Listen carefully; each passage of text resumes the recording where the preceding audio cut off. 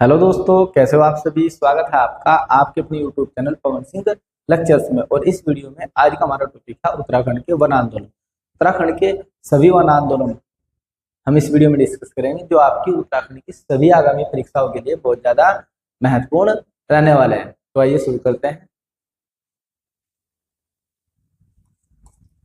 सबसे पहला आंदोलन होता है चिपको आंदोलन। चिपको आंदोलन ये है बहुत ही ज्यादा प्रसिद्ध आंदोलन। इससे संबंधित क्वेश्चन एग्जाम्स में बनते ही बनते हैं।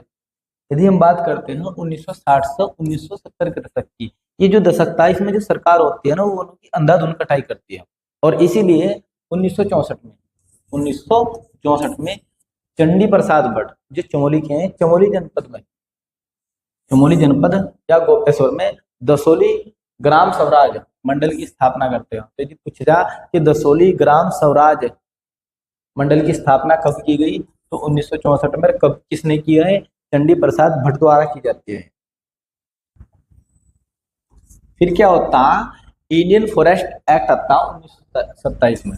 इंडियन फॉरेस्ट एक्ट 1927 में आता, और इसके द्वारा ये कहा जाता है कि जो स्थानीय लोग है ना, जो आसपास में रह रहे हैं जंगलों के, वे क्या करेंगे, जंगलों को बिल्कुल नहीं काट सकते। जंगलों की कटाई पर उन्होंने रोक लगा दी। और इससे क्या हुआ, जनता में आक्रोश फैल गया, यानी कि जनता नाराज होगी बहुत ज्यादा। क्योंकि जनता का जो जीवन यापन, यानी कि जो आजीविका का साधन था, वो क्या थे? जंगल थे। और जंगल की कटाई पर क्या कर दी गई? रोक लगा दी गई। लेकिन बात यही नहीं थमती। क्या होता है, जो ठेकेदार होते हैं उनके द्वारा क्या होता है, अवैध कटान जारी रहता है। जंगल में जो जनता है, स्थानीय लोगों में, तो जंगलों को काट नहीं सकते, उनको तो लगा दी गई रोक। लेकिन क्या वो लोगों को ठेके पर दिया जाएगा, जो ठेकेदार है उन लोगों का कटान जारी रखते हैं। इसलिए क्या होता, चंडी प्रसाद भट्ट और सुंदरलाल बहुगुणा तथा घनश्याम रथुड़ी सैलानी ये क्या करते हैं, इसका विरोध करते हैं जमकर कि ये बिल्कुल गलत है। क्योंकि स्थानीय लोगों को कटाई की रोक लगा दी, जो ठेकेदार है वनों की अंधाधुंध कटाई कर रहे हैं। तो इस चीज का मिलकर आंदोलन चलाते हैं चंडी प्रसाद भट्ट, सुंदरलाल बहुगुणा और घनश्याम रथुड़ी सैलानी। ये क्या करते हैं, इसका जमकर विरोध करते हैं इस चीज का। और ये वाला क्वेश्चन भी वेरी वेरी मोस्ट इंपोर्टेंट है। अभी तक एग्जाम में नहीं बना। जिस दिन भी एग्जाम में बनागा ना, बच्चे किताबों में ढूंढते फिरेंगे कि क्वेश्चन कहाँ से आया। तो ये क्वेश्चन याद रखना, आपसे पूछ लिया जाएगा कि किस व्यक्ति को चिपको आंदोलन का कवि कहा जाता है। तो जो घनश्याम सैलानी है ना, इसे चिपको आंदोलन का कवि कहा जाता है।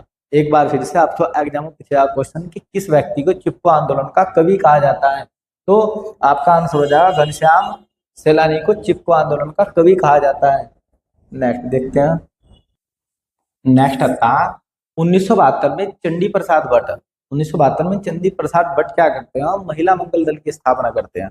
और महिला मंगल दल की जो अध्यक्ष बनाई जाती है, पहली अध्यक्ष बनाई जाती है गोरा देवी को। क्योंकि जो गोरा देवी होती है एक विधवा महिला होती है, जिसके पति होते हैं मर जाते हैं, और ये उस समय निडरता के साथ में और एक समाज सेवी की तरह कार्य करने लगती है। इसलिए ये सब महिला मंगल दल की अध्यक्ष बनाई जाती है। और ये जितने भी चमोली के आसपास के गांव होते हैं, सभी ग्रामीण महिलाओं को इकट्ठा करती है और जागरूकता फैलाती है, और ये पहली अध्यक्ष बनती है। तो आपको याद रखना कि महिला मंगल दल की अध्यक्ष किसे बनाया जाता है, गोरा देवी को। स्थापना कब होती है? 1972 में।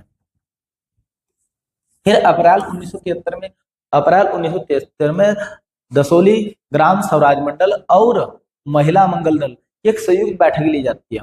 क्योंकि जो समस्या थी, ये समस्या चली थी, जो पेड़ों की अंधाधुंध कटाई हो रही थी। मेन पर्सन ये था कि पेड़ों की कटाई को रोका कैसे जाए, तो इसलिए संयुक्त बैठक लगाते हैं।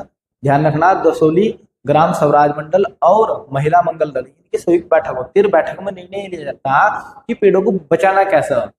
तो निर्णय लिया जाता है कि यदि पेड़ों को बचाना तो उसके लिए हमें अपने प्राणों की आहुति देनी पड़ेगी, यानी कि अपने आप कुछ ऐसा करना पड़ा जिससे पेड़ों को कटने से रोका जा सके। तो इसलिए निर्णय ये निकलता कि जब पेड़ काटने वाला कोई भी आवा ना, तो पेड़ों को ना अब उन्हें क्या कर लेना, पेड़ों से चिपक जाना, पेड़ों से चिपक कर वनों को बचाना। तो ये निर्णय लिया गया, और इसीलिए इस आंदोलन को चिपको आंदोलन कहते हैं।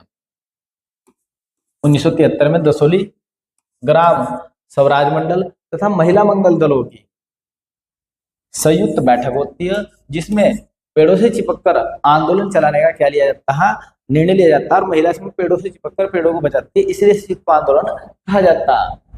फिर चिपको आंदोलन मूलतः कारण क्या होता है, उस समय साइमन स्पोर्ट्स गुड्स फैक्ट्री की प्रतिक्रिया के कारण ये प्रारंभ होता है। क्योंकि ये पेड़ों को काटती है और स्पोर्ट्स के लिए सामान बनाने के लिए पेड़ों की कटाई की जाती है। नेक्स्ट आता जनवरी 1974 में। जनवरी 1974 में जो वन विभाग होता है वे रेणी गांव के 2451 पेड़ों को क्या करता है, निशाना लगाता है कि ये जो पेड़ है ना ये काटे जाएंगे। तय होता है कि ये क्या होंगे, पेड़ काटे जाएंगे। इसलिए क्या होता है 25 मार्च 1974 को, कुछ दिन बाद में, ये जनवरी में बोले जाता है 2451 पेड़ों को निशाना लगा दिया कि ये अब बेचे जाएंगे। फिर क्या होता है 25 मार्च 1974 को इन पेड़ों की बोली लगाई जाती है, और जैसे ही बोली लगाई जाती है तो ये बेच दी जाती है। और ये जो खबर होती है ना पूरे एरिया में आग की तरह फैल जाती है। लोग आग इसका क्या करते हैं, जमकर विरोध करते हैं। 25 मार्च 1974 को वन विभाग द्वारा इन पेड़ों की बोली लगाई गई और ठेकेदारों को ये पेड़ क्या कर दिए गए, बेच दिए जाते। फिर 26 मार्च 1974 को गोपेश्वर के जिला मुख्यालय में सभी पुरुषों को बुला लिया जाता है, यानी कि सभी पुरुष गोपेश्वर के मुख्यालय पहुंच जाते हैं और जो महिला होती है वे जंगलों में चले जाती है और ठेकेदारों से कहती है कि चलाओ अपना कुलाड़ा और सबसे पहले तुम्हें हमें काटना होगा। सभी महिला क्या करती है, एक एक करके पेड़ों से चिपक जाती है और ये चीज देखकर जो ठेकेदार होते हैं ना भयभीत हो जाते हैं, डर जाते हैं। ठीक है, और जो गोरा देवी होती है ना वो चिल्ला कर कहती है कि काट लो हमारा मायरा, यानी कि तुम्हारे अंदर यदि हिम्मत है ना तो काट के दिखाओ, पेड़ का हाथ लगा के दिखाओ और सबसे पहले तुम्हें हमें काटना होगा। और ये चीज देखकर जो जंगल में ठेकेदार होते हैं वो डर जाते हैं। उसी समय जो गोरा देवी होती है वे नारा देती है, वन जागो वनवासी जागो। ध्यान रखना, चिपको मैन गोरा देवी ने वन जागो वनवासी का नारा दिया उसी समय। तो ये भी बहुत ज्यादा पूछा जाता है आप लोगों को। 1978 में एरी गढ़वाल के अडवाणी जंगल में चिपको कार्यकर्ता धूम सिंह नेगी ने जंगल की नीलामी के विरोध में उपवास भी किया था। तो ये भी आपको फैक्ट याद रखना। नेक्स्ट देखते हैं। 1986 में गोरा देवी को इंदिरा गांधी प्रियदर्शनी वृक्ष मित्र पुरस्कार मिलता है। यदि आपसे पूछा जाए कि इंदिरा गांधी प्रियदर्शनी वृक्ष पुरस्कार गोरा देवी को कब दिया गया, तो 1986 में ये पुरस्कार दिया जाता है। फिर 1980 में चंडी प्रसाद भट्ट ने इंदिरा गांधी से संपर्क किया और परिणामतः 15 वर्षों तक पेड़ों की कटाई पर क्या लगा दी गई, रोक लगा दी गई। क्योंकि 1980 का जो दशक होता है इसमें कौन प्रधानमंत्री होती है, इंदिरा गांधी होती है। 1984 में उनकी मृत्यु होती है। चंडी प्रसाद भट्ट को 1982 में एशिया का नोबल रेमन मैग्सेसे से पुरस्कार दिया जाता है। वेरी वेरी मोस्ट इंपोर्टेंट, ये भी क्वेश्चन भर भर का आता है एग्जाम्स में कि चंडी प्रसाद भट्ट को रेमन मैग्सेसे पुरस्कार कब दिया गया, तो कब मिला, 1982 में रेमन मैग्सेसे के पुरस्कार दिया जाता है। 2005 में इन्हें पद्म भूषण दिया जाता है। 2013 में गांधी शांति पुरस्कार दिया जाता है और 2019 में इंदिरा गांधी पर्यावरण पुरस्कार से न सम्मानित किया जाता है। 1981 में स्टॉकहोम द्वारा वैकल्पिक नोबेल पुरस्कार दिया जाता है चंडी प्रसाद भट्ट को, और 1984 में राष्ट्रीय एकता पुरस्कार भी चंडी प्रसाद भट्ट को दिया जाता है। तो ये सभी पुरस्कार एग्जाम में पूछे जाते हैं। नेक्स्ट सुंदरलाल बहुगुणा। जो सुंदरलाल बहुगुणा इन्होंने हिमालय बचाओ और देश बचाओ का नारा दिया। आप लोगों से एग्जाम में पूछ लिया जाएगा किस व्यक्ति ने हिमालय बचाओ देश बचाओ का नारा दिया, तो दिया सुंदरलाल बहुगुणा। और 1985 में सुंदरलाल बहुगुणा को वृक्ष मानव पुरस्कार से सम्मानित किया जाता है और सुंदरलाल बहुगुणा को 1981 में पद्मश्री दिया जाता है और 2009 में इन्हें पद्म विभूषण पुरस्कार भी दिया जाता है। 1980 के दशक में हिमालय क्षेत्र का ध्यान खींचने के लिए 1980 के दशक में हिमालय क्षेत्र का ध्यान खींचने के लिए कश्मीर से कोहिमा किसकी राजधानी है, नागालैंड की। कश्मीर से कोहिमा तक लगभग 4800 किलोमीटर की पैदल यात्रा भी करते हैं। सुंदरलाल बहुगुणा ने सितंबर 1991 में गंगोत्री से गंगा सागर तक की पर्यावरण के प्रति जागरूकता हेतु क्या की, साइकिल यात्रा भी की है। तो ध्यान रखना 2 यात्रा की है इन्होंने। एक कहाँ से, कश्मीर से कोहिमा तक 4800 किलोमीटर की इन्होंने यात्रा की है। फिर गंगोत्री से गंगा सागर तक 1991 में इन्होंने साइकिल यात्रा की है पर्यावरण के प्रति लोगों को जागरूक करने के लिए। नेक्स्ट आता है अन्य पर्यावरण संबंधित आंदोलन, ये भी एग्जाम से बहुत ज्यादा पूछे जाते हैं। पहला था कुंजनी वन आंदोलन। जो कुंजनी वन आंदोलन होता है ये 1904 में टिहरी में होता है। ये टिहरी में होता है। और ये जो टिहरी नरेश होते हैं उस समय कीर्ति शाह ये अंग्रेजों की सहायता करने के लिए या अंग्रेजों को खुश करने के लिए ये क्या करते हैं, टैक्स बढ़ा देते हैं। और जब टैक्स बढ़ता है तो जो जनता होती है, स्थानीय जनता, इसका बहुत ज्यादा क्या करती है, विरोध करती है, जिस कारण जो कीर्ति शाह होता है उस जनता के साथ में समझौता करना पड़ता है। तो ये भी आप लोगों से पूछ ले जाएगा, कारण अंग्रेजों की सहायता करने के लिए या अंग्रेजों को खुश करने के लिए बढ़ाए गए टैक्स के विरोध में आंदोलन किया जाता है। और इसका जो नेतृत्व करता होता है अमर सिंह। अमर सिंह इसका नेतृत्व करते हैं। और शिवाड़ व पाथू क्षेत्र में हजारों किसानों द्वारा टिहरी राज्य की जो नीतियां होती है उनका विरोध किया जाता है और अंत में कीर्ति शाह को समझौता करना पड़ता है। नेक्स्ट आंदोलन था घास पट्टी आंदोलन। ये 1906 से लेकर 1960 के मध्य होता है, टिहरी में होता। यदि स्थान की बात करें कहाँ होता, ये टिहरी में नेतृत्व करता होते इसकी बेलमती देवी, भगवान सिंह बिष्ट और भरोसे राम इसके नेतृत्व करता होता है। कारण होता जो सरकार होती है ये क्या करती है, भूमि बंदोबस्त लेकर आती है। और जो भूमि बंदोबस्त होता है ना जनता के बिल्कुल विरोध में होता है, इसलिए जनता इसका बहुत ज्यादा विरोध करती है। फिर नेक्स्ट आता है रवई कांड या तिलाड़ी कांड। ये होता 30 मई 1930 को। ये आंदोलन वेरी वेरी मोस्ट इम्पोर्टेंट था। इससे संबंधित क्वेश्चन एग्जाम्स में बनते ही बनते हैं। ये बहुत ज्यादा इम्पोर्टेंट आंदोलन है। यदि बात करते हैं किसके शासनकाल में होता है तो नरेंद्र शाह के शासनकाल में होता है।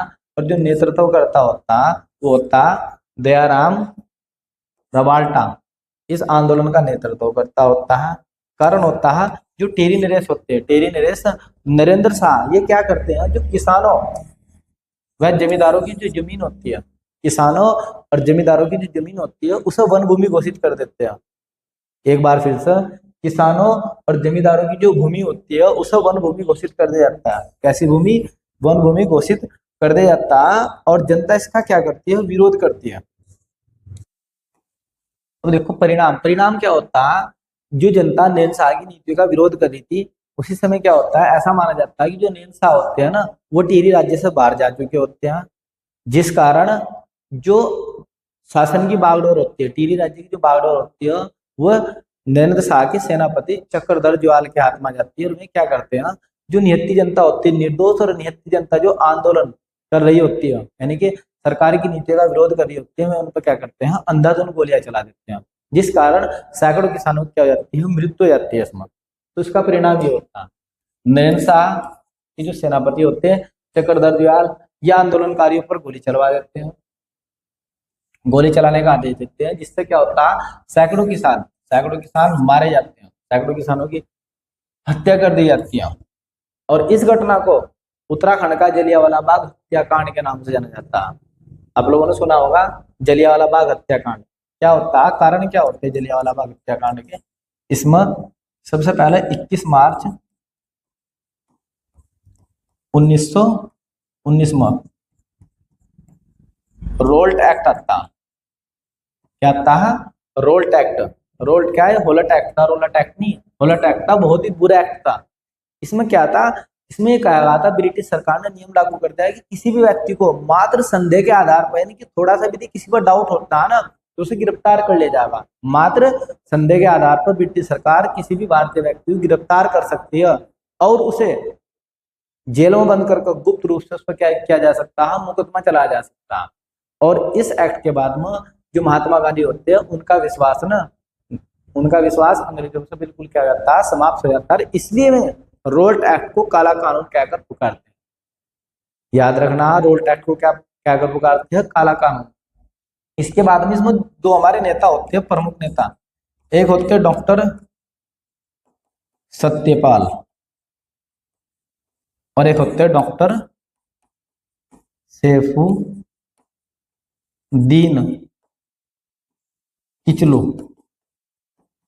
इन्हें गिरफ्तार कर लिया जाता है और इनकी रिहाई को लेकर 13 अप्रैल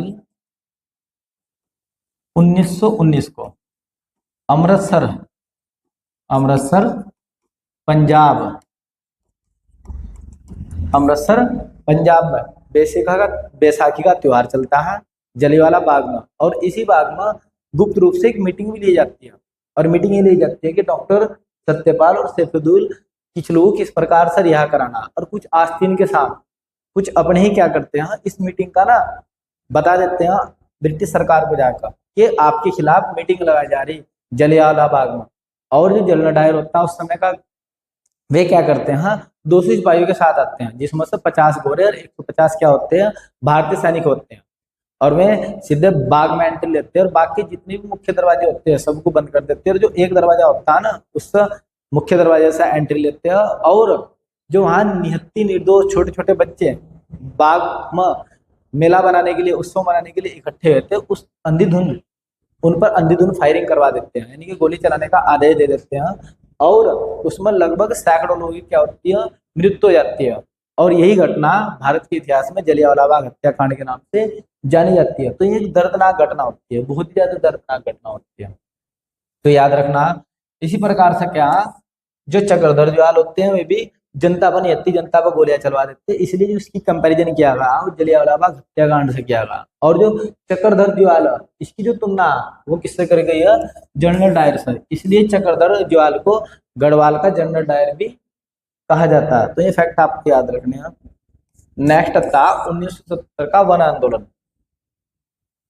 कारण होता है वनों की नीलामी का विरोध। सरकार क्या करती है, वनों की नीलामी करती है, इसलिए जनता इसका क्या करते हैं, विरोध करते हैं। परिणाम, जो जनता होती है, जनता इतनी क्रोधित हो जाती है कि वे नैनीताल का जो सेल होल होता है ना उसमें क्या कर देती है, आग लगा देती है। आग लगाने के बाद 1978 में, क्योंकि 77 में आंदोलन या 78 में पहली बार उत्तराखंड बंद होता है। यदि पूछ जा कि किस आंदोलन में कर पहली बार उत्तराखंड बंद होता है, तो आप लोगों को याद रखना 1970 का वन आंदोलन के कारण पहली बार 1978 में उत्तराखंड बंद होता है, जिस कारण जो नीलामी होती है, नीलामी की जो तारीख होती है ना उसे स्थगित करना पड़ता है। नेक्स्ट आंदोलन आता है रक्षा सूत्र आंदोलन। रक्षा सूत्र आंदोलन ये टिहरी गढ़वाल में जो टिहरी होता है उसमें 1994 में होता है। यदि पूछा जाए कि रक्षा सूत्र आंदोलन कब हुआ, 1994 में। कहाँ होता है, टिहरी में। और इसका जो नेतृत्व करते हैं यानी कि जो जनक है वे होते हैं सुरेश भाई। तो यदि पूछा जाए कि रक्षा सूत्र आंदोलन के जनक कौन है, तो आपका आंसर हो जाएगा सुरेश भाई।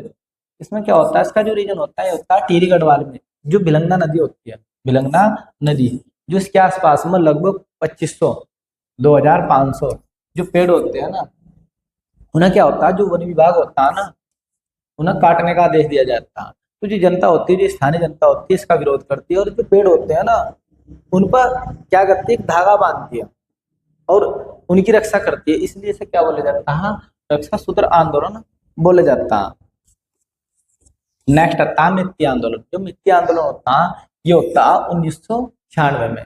तो पूछा जाता है मित्ती आंदोलन कब हुआ, 1996 में। मित्ती आंदोलन हुआ क्या है, तो आपको चमोली मिलेगा, चमोली नहीं मिलता तो ये कहाँ मिलेगा आप लोगों को, ग्वालदम मिलेगा। कहाँ होता है, ग्वालदम में मिलता है। और यदि जनक की बात करते हैं, मित्ती आंदोलन के जनक कौन है, तो यह कल्याण सिंह रावत। मित्ती आंदोलन के जनक कौन है, कल्याण सिंह रावत है। और इसमें क्या होता है, इस आंदोलन का जो उद्देश्य होता है, इसमें जो विवाह समारोह होता है, तो जो वर और वधु होते हैं वे क्या करते हैं, मायके में, क्योंकि जो मित्ती का अर्थ होता है मायका, यानी कि वे मायके में क्या करते हैं, वृक्षारोपण करते हैं, यानी कि पेड़ को लगाते हैं।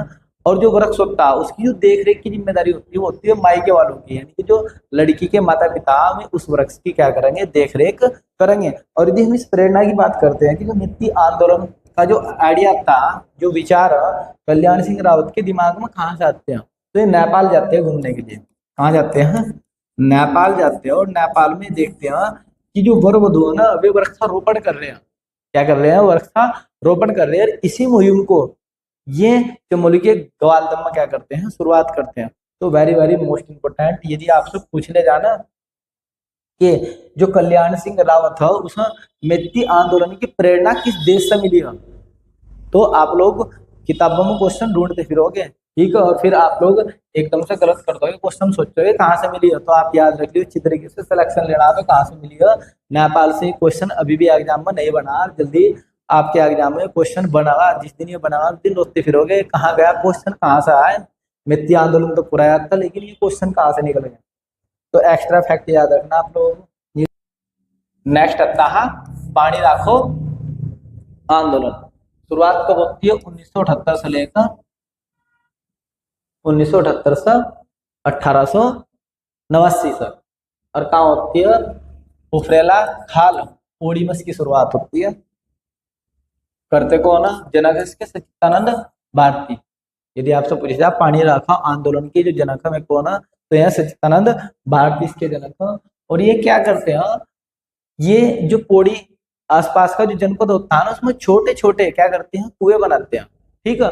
और ये जो मुहिम होती है ना, आसपास के सभी क्षेत्रों में चलती है, और आसपास की जितने भी गांव होते हैं ना, सभी के सभी क्या करते हैं, कुएं खोदते हैं, उन्होंने पानी इकट्ठा करते हैं, कुएं खोदे जाते हैं और पानी इकट्ठा करते हैं। और इसका मुख्य उद्देश्य होता है कि पर्वतीय क्षेत्रों में पानी की कमी को दूर करना। और ये आंदोलन इतनी सफलता पाता कि जो पौड़ी के आसपास की जितने क्षेत्र होते हैं उनमें पानी की जो समस्या होती है वो समाप्त हो जाती है। तो इसमें बहुत ज्यादा उपलब्धि मिलती है। और उद्देश्य इसमें क्या होता है, जो दोदा तोली लोक विकास संस्थान 1982 के अंतर्गत युवाओं और महिलाओं को जागरूक कर पानी की कमी को क्या करना होता है, दूर। तो ये क्वेश्चन भी आपको ध्यान रखना है, आपसे पूछ लिया जाएगा। दोदा तोली लोक विकास संस्थान की स्थापना कब हुई है? दोदा तोली लोक विकास संस्थान की स्थापना कब हुई है? तो कब हुई है? 1982। दोदा तोली लोक विकास संस्थान की स्थापना की किसने? तो सच्चिदानंद सिन्हा। ये फैक्ट आपको अच्छी तरीके से याद रखना। नेक्स्ट आता सच्चिदानंद भारती। यदि इनकी जन्म की बात करते हैं तो जो उनका जन्म होता है ना, वो होता है 5 नवंबर 1955 को उनका जन्म हुआ है। और यदि हम जन्म स्थान की बात करते हैं तो पौड़ी गढ़वाल के उफरे खाल, कहाँ पे? उफरे खाल में के क्षेत्र गाड़ खर्ग गांव में इनका जन्म हुआ। फिर कार्य दूधातोली लोक विकास संस्थान की इन्होंने स्थापना की है 1982 में। और किसकी? पानी राखो आंदोलन इन्होंने चला 1989 में। संयुक्त राष्ट्र पर्यावरण स्वयंसेवी दल के सदस्य रहे हैं 1990 से लेकर 1992 तक। Very very most important question आप लोगों से पूछ ले जा रहा है ये भी एग्जाम में जल्दी, कि जो सच्चिदानंद भारती है वे संयुक्त राष्ट्र पर्यावरण स्वयंसेवी दल के सदस्य कब से लेकर कब तक रहे हैं? तो आपका आंसर हो जाएगा 1990 से 1992 तक में इस दल के सदस्य रहते हैं। और अभी हाल ही में वेरी वेरी मोस्ट इंपोर्टेंट, अभी इन्हें पुरस्कार दिया गया उत्तराखंड गौरव सम्मान, उत्तराखंड सरकार द्वारा 2023 इन्हें प्रदान किया गया। तो याद रखना है ये भी आपको फैक्ट। नेक्स्ट छीनो झपटो आंदोलन, ये कब होता है? 1998 में होता है चमोली जनपद में। ठीक है। और जनक है लता गांव में जनता की पंचायत द्वारा। नेतृत्व करता कौन है? गोविंद सिंह रावत। छीनो झपटो आंदोलन के नेतृत्व करता कौन है? गोविंद सिंह रावत। और उद्देश्य क्या होता है? जो नंदा देवी राष्ट्रीय पार्क होता है, नंदा देवी राष्ट्रीय पार्क, जिसका प्रबंधन होता है ग्रामीणों को सौंपने को लेकर, इसका मुख्य कारण होता है कि ग्रामीण चाहते हैं कि जो इसका प्रबंधन का कार्य वो हमें मिला। ठीक है। इसीलिए जो ग्रामीण लोग होते हैं ना, वे सीधे नंदा देवी राष्ट्रीय उद्यान में घुस जाते हैं जबरदस्ती। इसलिए इसे क्या बोलते हैं? छीनो झपटो, यानी कि या तो हमें सौंप दो वरना हम जबरदस्ती इस पर कब्जा कर लेंगे। तो इसलिए सारी पब्लिक अपने भेड़ बकरों को लेकर ना, ठीक है, अपने सभी चीजों को लेकर पार्क में घुस जाती है, इसलिए छीनो झपटो आंदोलन नाम रखेगा। फिर होता है बीज बचाओ आंदोलन। बीज बचाओ आंदोलन की शुरुआत है ये किया जाता है 1986 में टिहरी की हेवल घाटी में किया जाता है। पौड़ी तथा चमोली जनपद तक ही चलता है। और इसके जो जनक है बहुत ज्यादा पूछा जाता है एग्जाम में, बीज बचाओ आंदोलन के जनक कौन है? बीज बचाओ आंदोलन के जनक कौन है? तो ये है विजय जड़धारी, ये इसके आंदोलन के जनक है। यदि हम स्थान की बात करते हैं तो टिहरी और चंबा जन्म, इनका जो जन्म हुआ टिहरी चंबा, टिहरी का जो चंबा वाला एरिया है वहां पर इनका जन्म हुआ। गांव का नाम है जड़धार गांव। पुस्तकें इन्होंने 12 नाजा उत्तराखंड की प्राकृतिक और खाद्य प्रजाति के बारे में इन्होंने वर्णन किया। इन्हें पुरस्कार दिए गए हैं, बहुत सारे इन्हें पुरस्कार मिले हैं। पहला पुरस्कार है 2007 में प्रणवानंद साहित्य पुरस्कार, और ये मिला किस रचना के लिए है? 12 नाजा जो उन्होंने पुस्तक लिखी है उसके लिए इन्हें दिया जाता है। फिर 2009 में इंदिरा गांधी पर्यावरण पुरस्कार से सम्मानित किया जाता है। और 2022 में इन्हें निकोलाई कवि लो कर्नाटक और मैसूर सरकार द्वारा में क्या किया जाता है? सम्मानित किया गया। और 2023 में हिमालय परहरी देवी सम्मान से भी ना क्या किया जाता? सम्मानित किया जाता। नेक्स्ट आता है डुंगरी पेतोली आंदोलन। इसकी शुरुआत होती है 1980 से लेकर 1985 में, होती कहाँ? चमोली में शुरुआत होती है। कारण बांध के जंगलों को ना काटने की मांग को लेकर जनता द्वारा किया गया आंदोलन।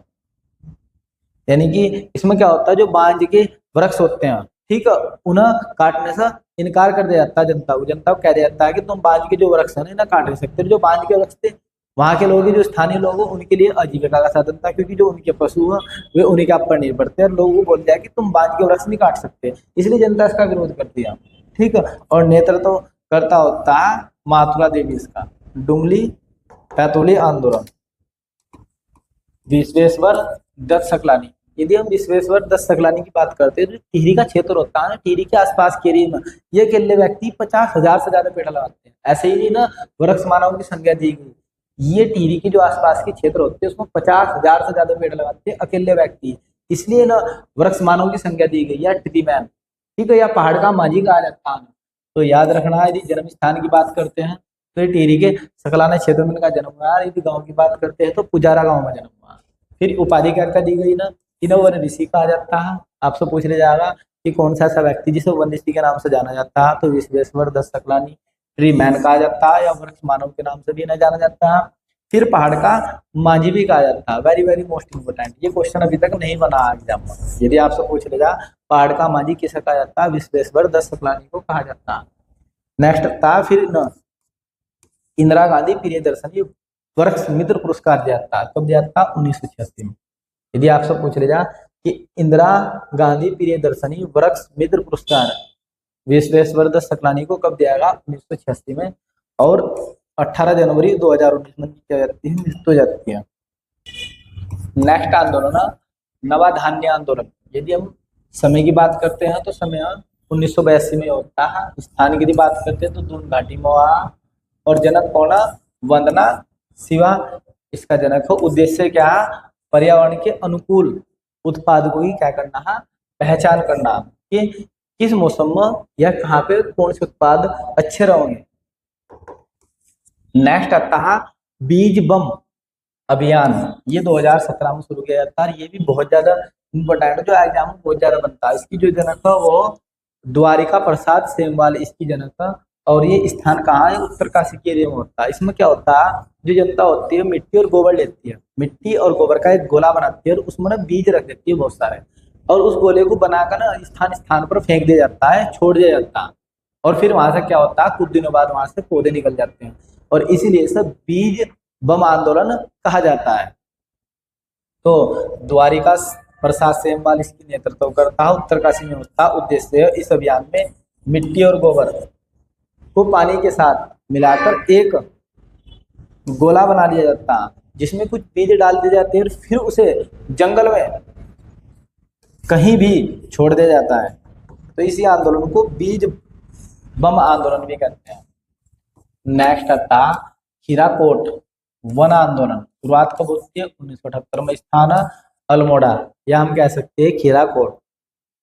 फिर नेतृत्व करता इसकी मालती देवी, और जो सहयोगी होते हैं वो राधा बहन भी जन आंदोलन में बहुत ही महत्वपूर्ण भूमिका निभाती है। और चंडी प्रसाद भट्ट। आंदोलन होता कहाँ है? अल्मोड़ा और कौसानी के मध्य।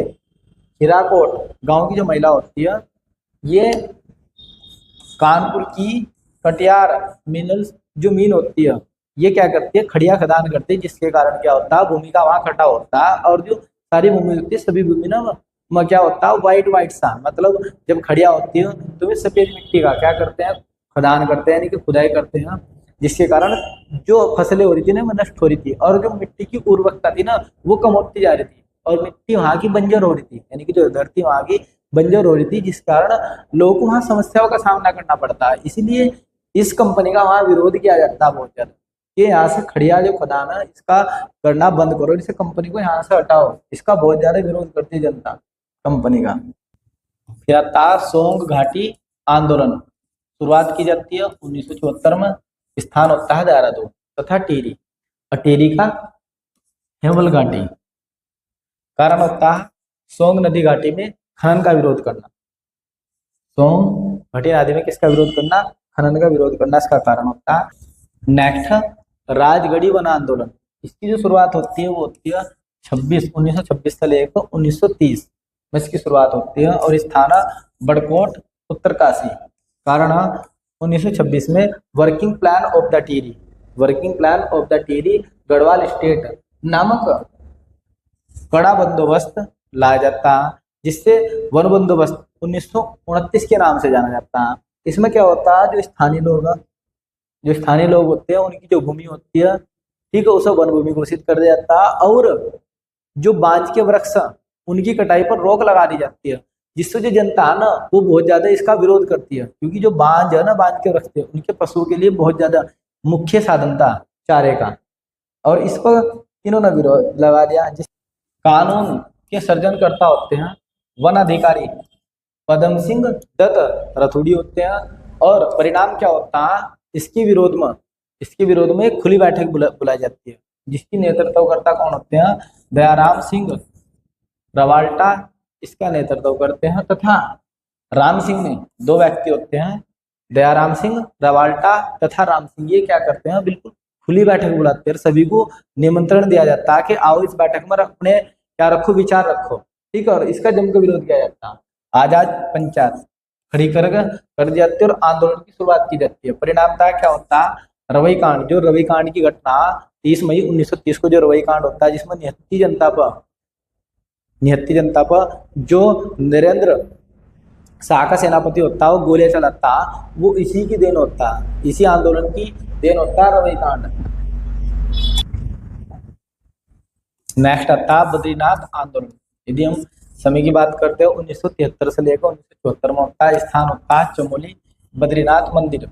कारण होता है बिरला परिवार द्वारा बद्रीनाथ मंदिर के पुनः निर्माण हेतु पहल करना। नोट 1939 में उत्तर प्रदेश सरकार द्वारा बद्रीनाथ मंदिर का निर्माण या बनवाया जाता है बद्रीनाथ मंदिर। नेक्स्ट आता है छरबा आंदोलन।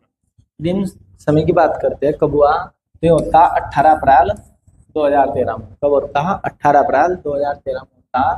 और यदि स्थान की बात करते हैं तो देहरादून के विकास नगर में, और देहरादून का जो विकास नगर है उसमें छबरा तहसील पड़ती है, जिसमें कोको कोला प्लांट लगा जाता है। कोको कोला प्लांट को लेकर जनता वहाँ की विरोध करती है कि प्लांट यहाँ नहीं लगना चाहिए, ठीक है, इसका जोरों से विरोध किया जाता है और इसलिए इस आंदोलन को छबरा आंदोलन कहते हैं, ठीक है। जो नेतृत्वकर्ता होते हैं वो होते हैं रोमीराम जायसवाल। और यदि अन्य पर्यावरण विधि की बात करते हैं तो इसमें भाग लेते हैं अन्ना हजारे और सुरेश भट्ट और राधा बहन, इसमें भाग लेती है। अन्ना हजारे को सभी जानते हैं, लोकपाल बिल्कुल एक, इसने आंदोलन किया था। इस वीडियो में इतना ही। यदि आपको हमारी यह वीडियो पसंद आई हो तो आप हमारे YouTube channel Pawan Singh lectures को अवश्य सब्सक्राइब करें, लाइक करें, कमेंट करें और शेयर करें। Thanks for watching this video.